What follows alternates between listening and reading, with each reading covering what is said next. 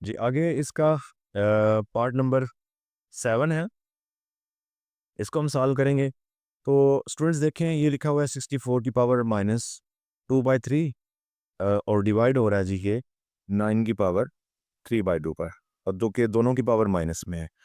तो सबसे पहले हम देखें कि डिवाइड हो रहा है ना, तो हम इसको जो है वो डिवाइड की शक्ल में लिख लेते हैं, यानी 64 इसकी पावर -2/3 डिवाइड, ये आ रहा है जी 9 और इसकी पावर -3/2। ठीक हो गया जी। अब इसके बाद क्योंकि इनकी पावर माइनस में है, तो इसको हम क्या करेंगे, पावर को पॉजिटिव करने की कोशिश करेंगे। चलें, मैं इसके सामने इसका स्टेप बनाता हूँ। तो इसके बाद वाला आप स्टेप क्या करेंगे, 9 को ऊपर कर लें, 64 को करें नीचे। अब जो इनकी पावर्स हैं वो पॉजिटिव हो जाएगी, 2/3, सॉरी 3/2 थी, और इसकी है जी 2/3। ओके हो गया। इसके बाद हम करेंगे फैक्टराइज इसको। तो 9 की फैक्टराइजेशन 3 पे कर दें, 3 3 ज़ार 9 और 3 1 ज़ार 3। उसके बाद 64 की भी करनी है हमने, 64 को भी फैक्टराइज कर देते हैं। तो कोशिश ये करें कि जो हमारी जो पावर होती है, पावर में जो फ्रैक्शन के नीचे वाला पावर का हिस्सा होता है, कि वो इसकी ना फैक्टराइजेशन के बाद वो इसकी बने, पावर बने। तो वैसे तो ये 2 से भी फैक्टराइज हो जाता है, लेकिन मैं यहाँ से ना 4 पे करूँगा, ताकि मुझे पता है इसकी 4 की पावर 3 बन जानी, वो थोड़ा सा आसान हो जाएगा।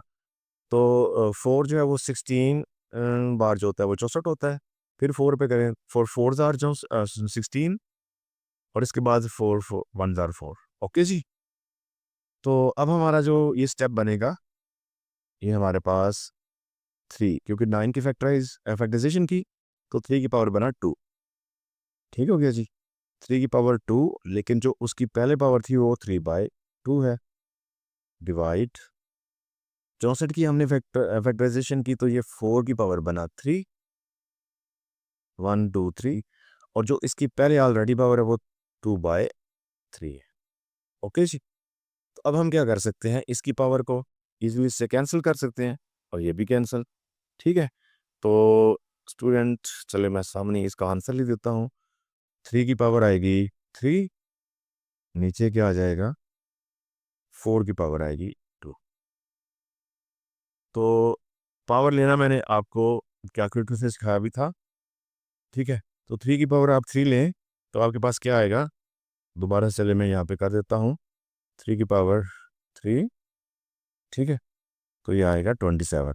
क्या आ गया जी, 27। ठीक है। तो मैं यहाँ पे नीचे लिखता हूँ इसका आंसर 27, और 4 की पावर 2 करें जी, 4 इसकी पावर 2, तो ये आ जाएगा 16। क्या आ जाएगा जी, 16। तो ये इसका आंसर हो जाएगा। बहुत सिंपल सा और छोटा सा क्वेश्चन है ये। हाँ जी, नेक्स्ट पार्ट है पार्ट नंबर 8। इसमें लिखा हुआ है जी 3 की पावर 9 और मल्टीप्लाई बाय 9 की पावर n+1। नीचे भी सेम बेस है, और 3 की पावर n-1 और मल्टीप्लाई है 9 की पावर n-1। तो स्टूडेंट, ये बहुत सिंपल और छोटा सा क्वेश्चन है।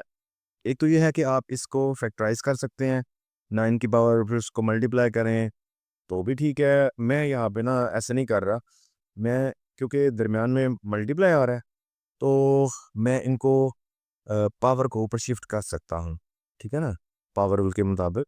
तो 3 की पावर n, एक दफ़ा चलिए मैं क्वेश्चन लिखता हूँ, मल्टीप्लाई 9 की पावर n+1 है, और 3 की पावर n-1 मल्टीप्लाई 9 की पावर n-1 है। तो देखें, ये बेस और ये बेस सेम है, तो मैं चाहे इसकी पावर नीचे लाऊं इस पर, या इसकी ऊपर ले आऊं, मसला नहीं। और ये भी ऐसे ही है, मैं इसकी पावर ऊपर भी ला सकता हूँ, नीचे भी। तो अगर दरमियान में होता ना ये प्लस या माइनस, ये यहाँ पे फिर नहीं ऐसे कर सकते थे। अब क्योंकि मल्टीप्लाई है तो मेरे पास है ये चांस, तो अगर मैं ऐसे क्वेश्चन को सॉल्व थोड़ा शार्ट हो जाएगा, छोटा हो जाएगा। तो मैं नीचे वाली पावर को ऊपर लेके जा रहा हूँ, उसकी वजह ये है कि ये माइनस में है इनकी कुछ पावर, ताकि ऊपर जाके ये पॉजिटिव हो जाएंगी। बाकी n जो है वो माइनस में हो गई और वैसे कैंसिल हो जाएगी।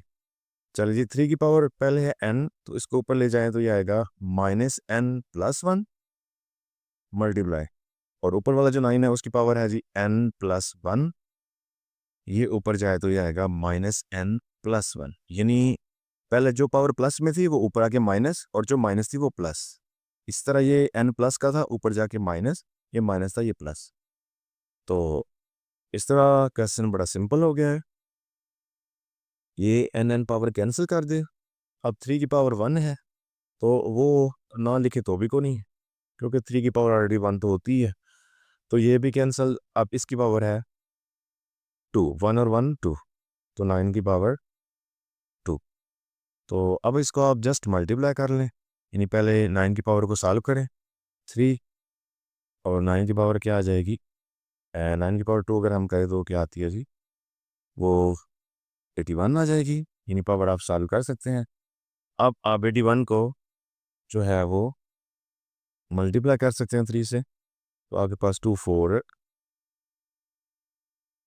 3 इसका आंसर आ जाएगा। तो इस तरह भी ये क्लोज हो सकता है, बाकी आपकी मर्ज़ी है कि अगर आप यहाँ पे 9 की और इसकी भी फैक्टराइजेशन करते, इसकी पावर बनाते, फिर वो इससे मल्टीप्लाई आती, फिर एक पेज पे लिखते, तो उस तरह भी आंसर यही आना है। तो चले, मैंने इस तरह इसको कर दिया है, थोड़ा मुझे लगा कि ऐसे सिंपल हो जाएगा। ओके हो गया जी। अब हमारे पास इसका लास्ट पार्ट बच रहा है, वो भी मैं कोशिश करके करवा देता हूँ जी। चले, तो यहाँ पे मैं स्टार्ट कर लेता हूँ इसको। हाँ, पार्ट नंबर 9 है, क्वेश्चन नंबर 2 का लास्ट पार्ट है ये, ठीक है। तो क्या वैल्यू है जी इसकी,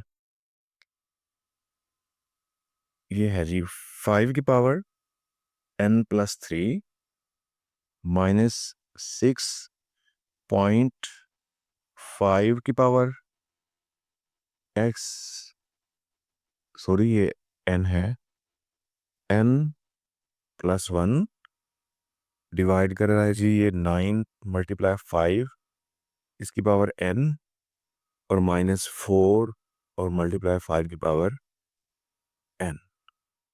ओके हो गया जी।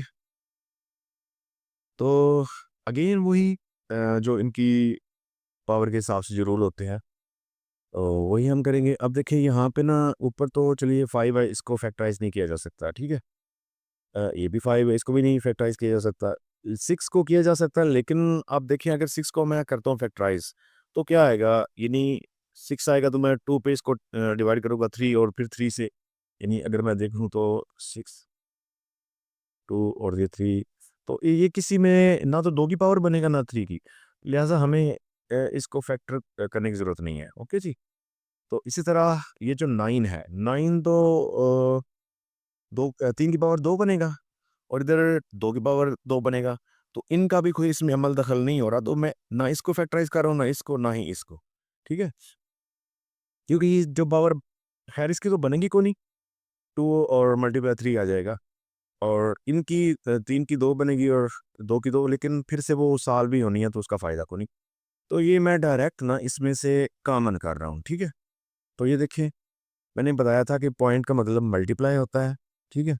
तो ये समझ लीजिए जैसे मल्टीप्लाई ही है, तो ये जो है 5 की पावर n+1, ये है 5 की पावर n+3, तो ये पावर में छोटी रही, इस पूरे को कॉमन कर लेंगे, 5 की पावर n+1, तो पीछे क्या बच रहा है, 5 की पावर n+1, तो ये 3 है, यानी इस 3 में से 1 अगर जाए तो ये एक तो सॉरी 2 तो बचेगा ना। तो मैंने कहा जिसकी पावर में कुछ बच रहा हो तो उसका बेस लिख लेते हैं, और ऊपर उसकी वो जो बच रही है पावर वो लिखते हैं, माइनस ये, क्योंकि सारे का सारा कॉमन है तो इसके साथ 6 मल्टीप्लाई है तो वो 6 एज इट आएगा, ठीक है। नीचे भी हम कॉमन करेंगे, तो नीचे तो दोनों ही 5 पावर n और 5 पावर n है, तो सेम है, यही आप कॉमन कर लें, ठीक हो गया। और अंदर 9 - 4 ही बच जाएगा। तो बिल्कुल 2-3 स्टेप का क्वेश्चन है ये।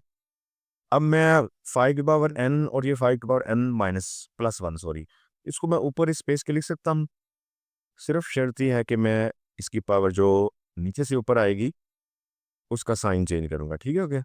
+1 ये ऊपर है, ये जाके ऊपर माइनस साइन हो जाएगा और ब्रैकेट के अंदर ये 5 की पावर 2 मतलब 25 -6 पावर तो अब सॉल्व करनी उम्मीद है सब स्टूडेंट्स को आ गई होगी।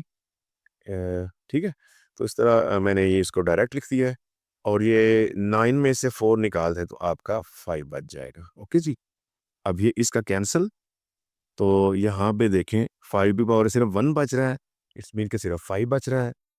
ठीक हो गया, और 25 में से आप 6 को निकालें तो आपका 19 बचेगा, नीचे 5 है तो को 5 से कैंसिल कर दें।